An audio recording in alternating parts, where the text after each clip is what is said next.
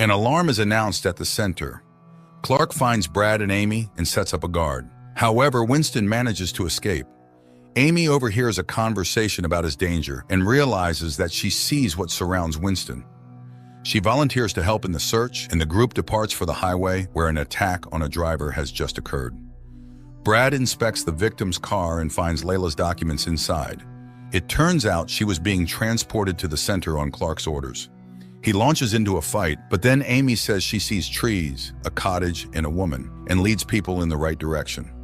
Meanwhile, at the center, Nicole tells Jonas about Amy's scream she saw in a recording. Turns out the girl is stronger than Fanning, and she suggests trying to make a vaccine from the girl's blood. At this time, in the parallel world of virulence, Fanning finds Winston and orders him to kill Amy. But Layla, having escaped from the agent's car, reaches the cottage first and tries to help the woman bitten by Winston. In the morning, the woman regains consciousness, and Layla, puzzled, sees that her neck is intact, and she feels perfectly fine. Then she tries to attack Layla, but Clark's people burst in and open fire. The vampire does not react. Then a man opens the curtains, and the woman burns under the sun's rays. Amy issues another series of visions, and everyone rushes to the water pumping station. Meanwhile, at the center, Nicole suddenly sees Shona, who promises to kill her. The woman informs Jonas that their assumption did not work. Fanning's virus turned out to be stronger than Amy's virus, and then Jonas decides to kill all the virulence while they still can. Meanwhile, soldiers enter the water pumping station building, where people bitten by Winston are hiding. The criminal himself breaks out of the building and attacks the guard despite the sunlight. The soldiers destroy those turned by him inside the station, and Amy realizes that the desire to kill her forced the vampire out into the light, and she runs into the forest. Winston follows her. The girl leads him to a hangar, and when the monster finally catches her, Brad arrives and kills Winston. Clark then admits his wrongdoing. Here comes Gilder and asks Amy to go with him. An agent escorts her and receives a blow to the back of the head. Nicole and Jonas prepare to turn on powerful lamps in the cells, but seeing Gilder's return, the woman goes to meet him to stall for time. Jonas turns on the lamps, the vampires scream, and suddenly Amy starts to feel a sharp pain.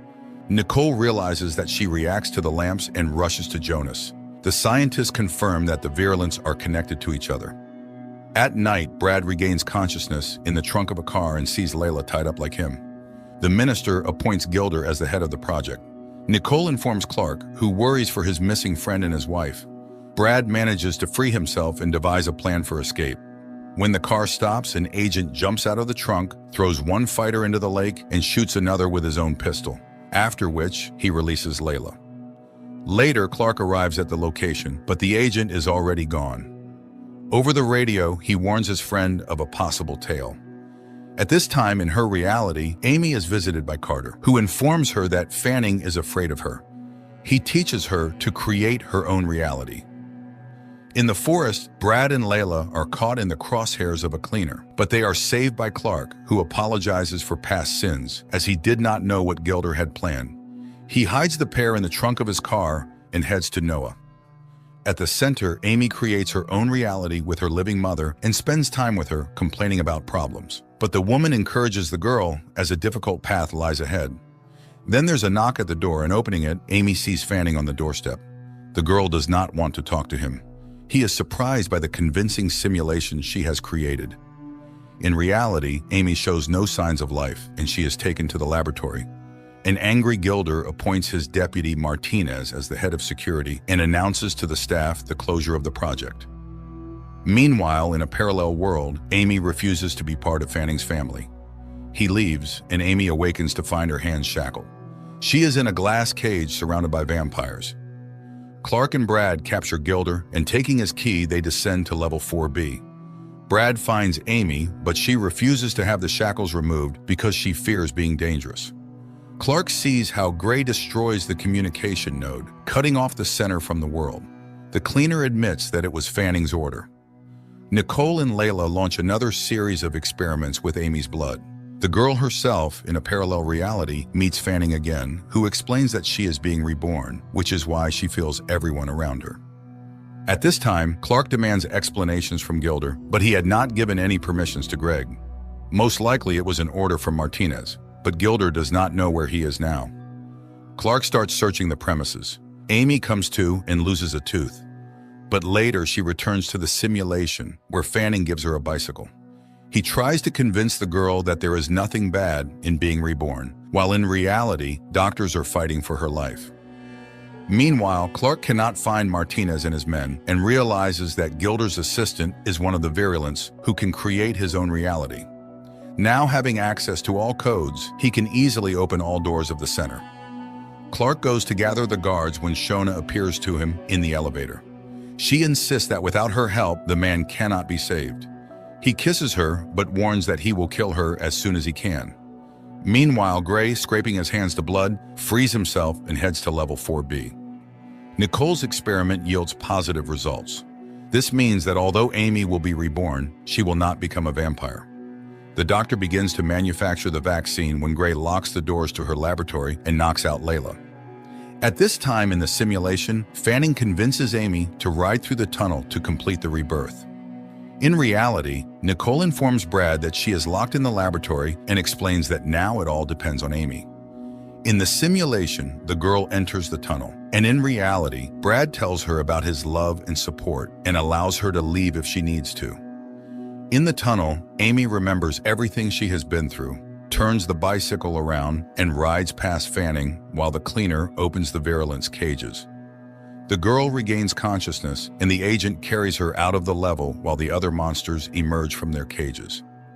The agent manages to lock the elevator doors. The monsters bang on it, but he leaves with Amy and finds Layla.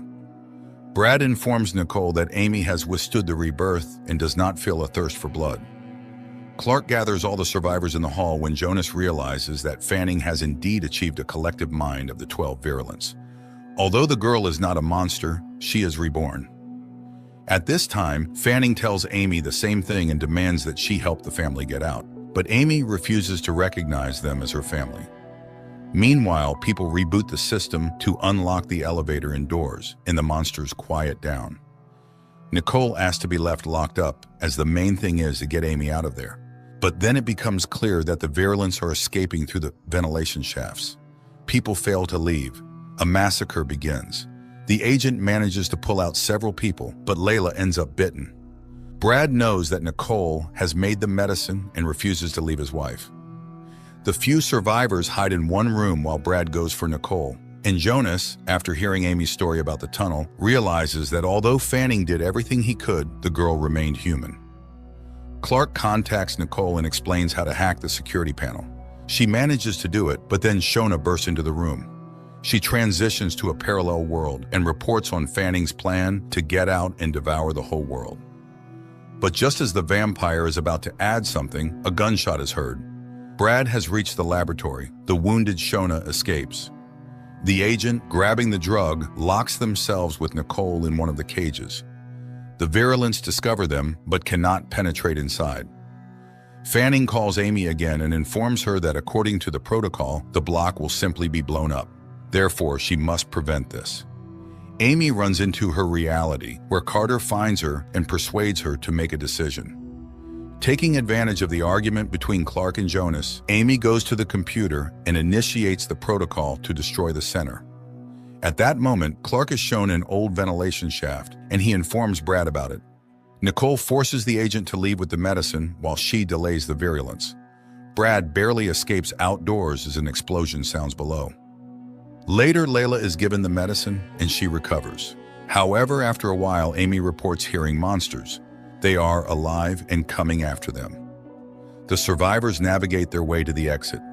The medicine is handed over to Brad, hoping he can reach the U.S. Centers for Disease Control and Prevention, CDC. They have to fight off their reborn colleagues, but bullets only work for a short time. Clark receives a wound and is left lying under a tree. Amy gets caught by Fanning. Suddenly, she finds herself in another reality where she is feeding the dying monster under the tree with her blood. The girl returns but cannot explain where she was or what she did. Suddenly, a car driven by Lacey appears in front of the family. She had promised to protect Amy. Brad, Layla, and Amy drive away, while Clark is found by Shona and taken to her reality. But the man refuses to be reborn. That night, one world ended and a new one was born. Meanwhile, Lacey makes her way to the center, killing the bitten along the way. She finds Jonas, who is about to end his life, but she reminds him that he has to fix everything he caused. 30 days later, Brad's family is hiding in the dense forests of Oregon. The agent teaches the girl how to fish, make fire, and survive.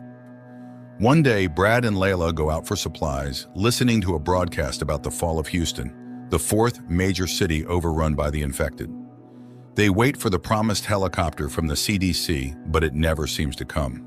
Reaching civilization on their own seems impossible.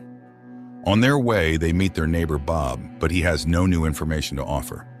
The couple stops at a gas station when Layla is attacked by an infected. The agent manages to shoot it, and a young man emerges.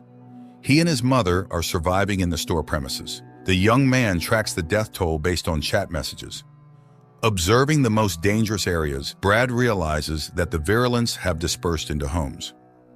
Meanwhile, Clark is involved in screening refugees, helping to identify those infected, while Lacey and Jonas reach the CDC, where they learn the world blames America and refuses to engage in negotiations. In the cabin in the woods, Layla realizes that no helicopter will come and decides to set out on foot to deliver the medicine, since she managed to heal. Brad and Amy remain alone. The agent teaches the girl archery, and when she shows reluctance, he explains she might end up completely alone and could only depend on herself. Amy starts to take the lessons seriously. One day, Amy herself summons Fanning. She wants the monster to know that she will never join his family. In response, he mockingly shows her the infected Bob, implying now he must be killed. Later, neighbors come to Brad's house in search of Bob. Amy has to admit that the man is infected and is in the yard. Brad goes outside, but Bob asks to be killed in the forest, and the agent agrees. However, Bob turns, attacks him, and bites him. Meanwhile, world leaders agree to negotiations. Jonas is also expected to attend and assure that the medicine will soon be ready. But words without action concern no one, especially since the collapse of the Centers for Disease Control and Prevention became known. So, the world concludes. Communication screens go dark one after the other. People realize that America will be bombed. At this time, Amy tries to help Brad, and when the neighbors are about to shoot the infected, she suddenly turns into a monster and attacks the people. Afterwards, she administers the medicine to Brad and writes a farewell note. Later, Brad comes to, but the girl is gone. American cities turn into ruins while the reborn continue to devour the few that remain. Amy easily defeats them with her bow, searching for those who remained human, and she hopes to find Brad.